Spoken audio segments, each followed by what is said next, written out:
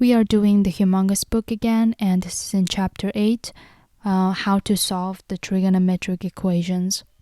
And the problem says to find all solutions to the equation which says 3 multiplied by sine theta plus 1 equals sine theta plus 4. And it is on interval from 0 to 2 pi. And keep that in mind that 2 pi is not included. I have made a mistake there when copying. One thing and the only thing I could do right now is to multiply 3 out. So I will have 3 sine theta plus 3 equals whatever we have on the right side. Now I want to move all of the numbers to the right hand side and all of the variables on the left hand side. So 3 will go to the right, which will be negative 3. And sine theta, I want to move it to the left side, so it will be negative sine theta. Now 3 sine theta minus sine theta is actually 2 sine theta, and that will equal to 4 minus 3, which is 1. Now what we can do is I can divide both sides by 2, which will give me sine theta equals 1 over 2.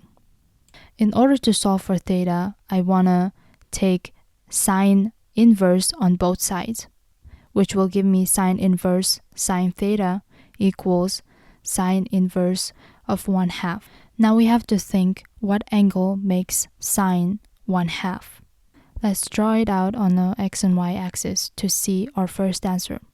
In the first quadrant, I can draw 45 degrees.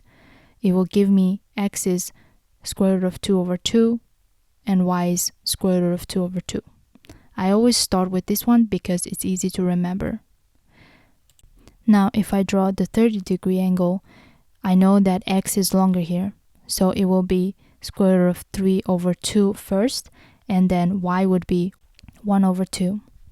Now I know the 60 degrees is the opposite of what we have as 30 degrees. We only care about sine that are positive, and sine is equal to y.